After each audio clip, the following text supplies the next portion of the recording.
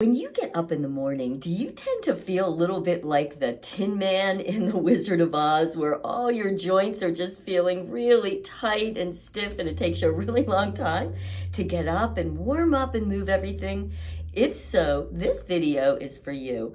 I'm going to be sharing with you a way that you can just open up everything. It's like oiling the joints. And it's just going to be done with lots of movement. And actually what we're going to be doing is hydrating, think oiling, but hydrating all the fascia in all around all of the joints so that you can feel fit and fabulous as you go through your day. Hi, I'm Renee McLaughlin. I'm a master T-Tapp trainer and a somatic movement educator, and I'm excited to share this with you.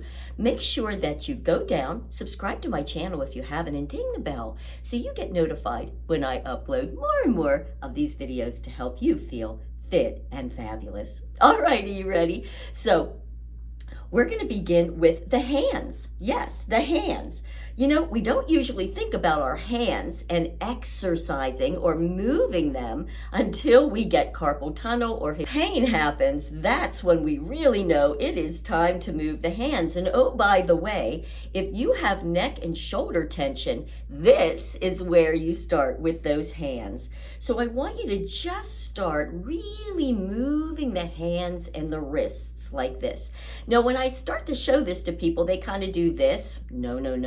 You want to really spread the fingers and really move through all those ranges of motion. Maybe doing some finger fans back and forth, and then really work it through the wrist. Because the fascia starts, we've got all this fascia right here between the bones and in the fingers and on the hands, and that's what we need to really work and move in different ways to get that fascia sliding and gliding. So carpal tunnel happens with those repetitive stress movements, right? And we don't move them all the other way. So this is just getting some good hydration into those hands and wrists. First way to do it. Now I'm going to get up so you see the rest of it. We're going to be going all through all the major joints in the body. So the next is going to be those beautiful elbows. So just starting to come and think about, keep working the hands and the wrists, but you're going to be working inside out on the elbows. And I kind of like to stand like this and think about my shoulder blades down my back, and my elbows are almost like being hung out from those shoulder blades. So here we go, lots of nice elbow moves. Good, and you can take any of these if you're feeling a lot of stiffness in there and just continue on with that particular one for a few more repetitions. All right, how about now we work on those shoulders? So first we're going to start rolling, internally rotating the whole arm bone in the shoulder and then up and back. And just create that beautiful movement.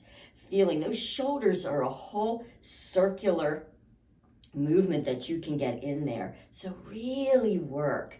Now, if you're in pain or you have any kind of, say, frozen shoulder and it's really painful, we tend to want to not move because it's in pain, right? But that's the exact worst thing you can do, because that won't allow that fascia to loosen up. And the longer you go without moving, the worse it's going to get. So let's just say you have an issue, even if you just go really slowly and gently, never over pushing, but just getting as much movement as there as you can for that day, and just do it several times throughout the day. So just doing these big movements with the shoulders. And I do a lot more with shoulders in some of my others where we actually come in and we do bigger ones. But for this video, we'll just kind of stop on that. And we're going to go up to now the neck. So just putting your hands maybe here on your hips, and think about lifting from the top back of your head. Chin is slightly tucked. And just take your head and look over one shoulder, and then look over the other shoulder. Now, on these first couple, what's really nice is just to take your eyes and look to just get a sense of what's your range of motion right now. How far over can you go without any real pain or strain, just where it automatically goes. And now as you go over, I want you to take your eyeballs and look as far back as they'll go. Good. And you might even notice that as you take those eyes over there, that you feel something in the back of your neck. And come back and do it on the other side, which is just so fascinating because the eyeballs are held in there with fascia that connects back here. So there's even a connection there. Notice how much further you get with the eyes when you turn and the other way. I always find that so fascinating. So now we're going to do some head rolls. Really gently always whenever you're working with neck. So I'm just going to drop my head, go to one side, and back. Now, when you take your head back, it's important to not just drop it back. You want to support it. So it's really a lifting from the chin, and then go over, and come forward, and go back, and over, and forward. We can go the other way. So again, these are beautifully done. To even do a good 8 each way, I'm not going to do that, but just take time to really work in that neck. And you might hear a lot of cracking and crunching in there, so don't be concerned about that. You're not hurting yourself, unless of course there's that hurt pain. But just the cracking and crunching, you're just opening up and getting the fascia hydrated in between all those little vertebrae. Such a good idea to do. All right, so now let's move on to our waist. So I'm going to turn around for a second. It's really nice to put fingers down right here, supporting yourself at the lower back. And then you can even kind of pull those elbows back a little bit. And then you're just going to come forward and over and back and over. So you're just kind of doing a whole nice big circle here, warming everything up in that back. Go slowly and over. So you're going to do that a few times till you feel loose, and then go the other way. It's nice to have your hands there. Doesn't it feel nice? Really supportive of the lower back. But you're also working the whole fascial line once again, the whole front fascial line in the back. So just know that yes, you're warming up all those beautiful joints and hydrating the fascia. All right, so now we're going to do hips. I'm going to bring my feet out a little bit wider, maybe about the outside of my shoulders, and hands here. And now you're just going to work the hips. Now you might have noticed that with the waist, my whole torso went with it, but with hips, my head and my stays right in alignment, so the body's right underneath the head. So it's not going with you. This is a very isolated move, working in the hips. And I find a lot of us, when we first start, we just can't. It's like it's all one piece. So just take time and maybe just lift a hip up first so you can start to connect brain to body to this, and then tilt under, and then take the hip the other way, and then arch the tail to the back. And so it's nice. You can go slowly. You can make your hip circles small at first till you really start to get the connection there, and then you can make them bigger, and then you can take them back down. So working the hips is so important because the pelvis separates the top of the body from the bottom of the body, does it not? So it's that mid-range. So, you know, if you're really locked up in the hips, it just, the whole body works along with that. So it also has issues. So you want to really get some good movement in there. All right, so now we're going to start working down in the knees. So I'm going to move back a little bit so you can see those knees. The feet start out hip width apart. You're going to have your hands on those knees. It's nice to just do a little bit of warm up on them. And then just take the knees in and draw some nice circles.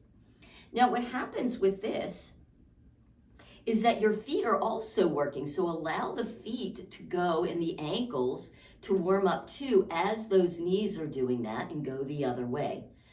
So all those intermediate joints, and I call that like the knees are in between the ankles and the feet and the hips. So they're that reactive joint as well. So you want to do that. And then you can bring your legs together closer and do knee circles like that, forward and back. And it's really a nice way to do it, and your hands can kind of warm up the fascia in those knees to make it even easier. So knee circles are a great way to warm up and really create some movement in some painful knees. All right, so now we have feet and ankles. So all you're going to do is, it's nice, this is a balance. So you can either balance on something if you need to hold on, or test your balance and just bring your arms out. I like to have the center finger down. It will help with balance. Isn't that interesting? So I'm going here so you can see my foot, and just really flex and point through those toes, and give yourself some nice circles on both sides. Big circles, really work those ankles. Is such a great way to do it. And the other way, really work in the ankles. And then you can just shake the leg, you can move it back. I kind of like to do it this way a little bit, get some movement in that whole leg, and then you'll do that again to the other side. Now, we've worked then both sides of the body, and the last one that's really nice to do too is I'm just gonna come down here, holding on right to here, and we're gonna work the spine. So chin lifts, tail lifts, you come down, drop tail, curl tail, drop chin, sorry, like this. And you're just gonna get some nice spinal waves. Make sure you do it with the chin as well. So a lift and a lift, then you curl, bringing them together, pressing the hips forward, and just enjoy that beautiful spinal undulation, warming up the spine. So that is just a beautiful, about 8-minute, just oiling up of all your joints. It's a great one to do first thing in the morning, anytime you've been sitting, and it's a great warm-up for any of your other workouts. So I hope you enjoy that. Make sure you do it. Go down, comment, so I know how you enjoyed that.